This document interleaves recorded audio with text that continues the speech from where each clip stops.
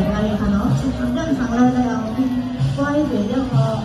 ไม่เป็นที่บ้านหมาเนี่ยเรื่องมาให้เขาอะไรอยู่ในพื้นท้องเขาอยู่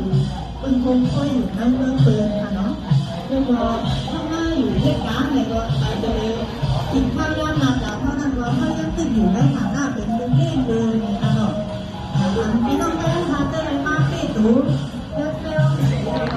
เป็นฝ่ายแรกๆลูกเอาดีคำว่าเป็นผู้จังยืนเฉยในก่อนเป็นหน้าตัวเก่าเป็นหน้าจังตัวเก่าในเราที่มาดังหนักขึ้นเราเป็นหน้าหุ่นจุ๊บต้องที่ต้องใช้ว่าไม่ได้ทำหรอกเอาตัวเก่าปล่อยไว้อยู่ในเก่าที่เลี้ยวนั่นทางหรอก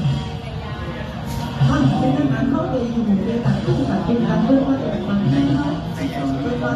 ที่มาเข้าไปขับไปขับให้เราเป็นอันขึ้นต้นให้ดูขนมเจอเหนียวทานเพราะนั้นขับไปขับใจเราควรตั้งใจอยู่ต้องคิดนะอย่างนี้ที่ต้องการที่มันมาในเยอะที่ต้องได้รับการเจอเส้นหนึ่งนะครับจากนั้นทางการผู้ที่เขามีการมาซ้ำแรกและถึงที่นี้ขออันเดียวคือเนาะขึ้นมาการใช้ตัวห้องใส่เรื่องว่าเนาะเขาเปิดแซ่บใหม่ในแสดงก็สนใจขนมสนใจเกี่ยวกับเกี่ยวกับลองหมายที่นี่ที่ช่วยเลยซ้ำเกี่ยวกับขึ้นไปออกมาเลยซ้ำเขาที่เป็นในงานแบบของตัวเราตอนที่เราเขาตอนถามว่าฟังได้ไหมคะไม่อยู่ในมันได้อาหารเขาเลือยังงั้นว่ามันได้ไหมคะการต่อของการเข้าคาเลยตุ้มได้ไหมคะมันได้ไหมคะเขาต้องตั้งยิ้มเราตัดเองยิ้ม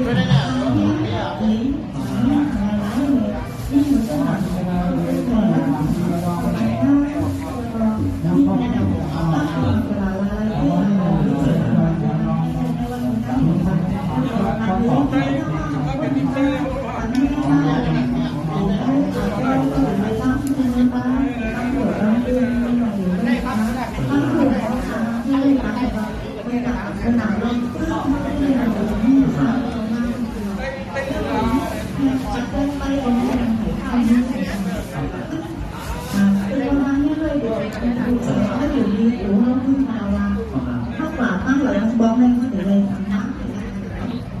เข้ามาเข้ากว่าทำตั้งด้วยเราถึงเลยเปิดมาเลยแล้วก็ต้องเป็นที่ตั้งใจตั้งต่อที่ทำที่เนี่ยเขาเลยนะหมูกับหมูเป็นก็ไปที่อะไรที่หน้าผีที่แก้มเป็นอะไรเนี่ยใช่ค่ะมันใช้ตัวมากกว่าเราจำอะไรด้วยสิ่งที่เราเป็นไปอย่างนั้นเขาที่น่าจะบางอย่างนะเพราะว่าก็เรื่อง3ก็เรื่องบางอย่างนะเส้นนั้นเกี่ยวกับเราด้วย3ตัวเนี่ยเราดูกันก็คือว่ามันนี่เป็นแบบใหม่ก็ต้องมีน้ำของชาวบ้านเราถูกกำหนดเซฟครับเราเป็นพันใหม่เป็นเซฟพันใหม่ซึ่งเส้นเป็นไทย